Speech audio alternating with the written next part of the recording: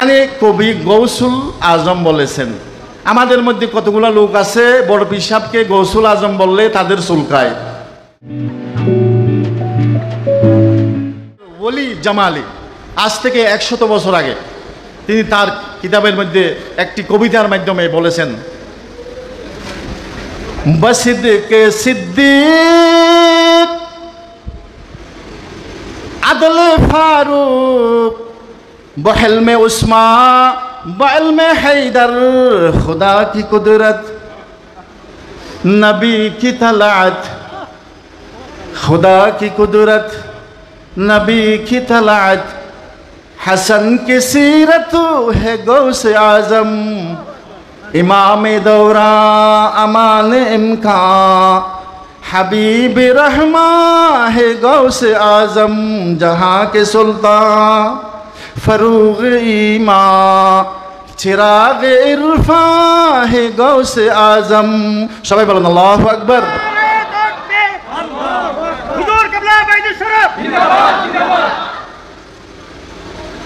সম্মানিত উপস্থিতি, এখানে কবি গৌসুল আজম বলেছেন, আমাদের মধ্যে কতগুলো লোক আছে বড় পীর সাহেবকে গৌসুল আজম বললে তাদের চুলকায়।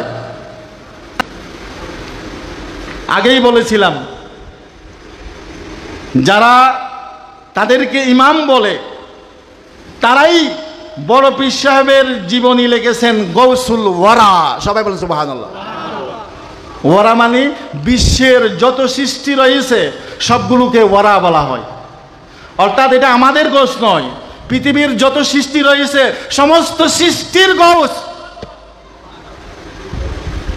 আল্লামা ইবনে তাইমিয়া বলেছেন। শুধু তাই নয়, ওনার ফতোয়ায়ে মজমুআতে বড় পীর সাহেবের নাম লেখে ওয়াহুয়া কাশফুল আহলুল কারামাতি ওয়াহুয়া আহলুল কাশফে ওয়াল কারামা।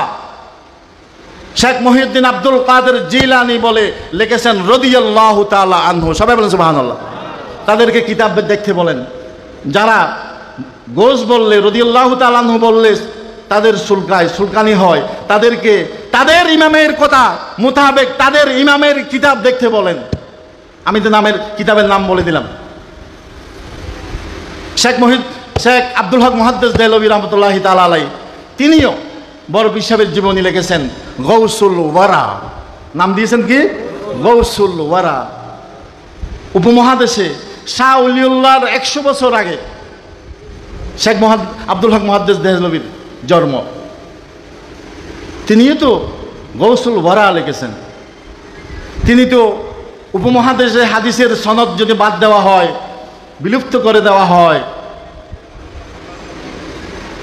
তাহলে শাহ ওলিউল্লাহ পর শেখ আব্দুল হক মুহাদ্দিস দেহলভীকে যদি আপনি বাদ দিয়ে দেন, তাহলে আপনি যাবেন কোথায়? কোথায় যাবেন? তাদের মাধ্যমে তো হাদিসের সনদ এসেছে।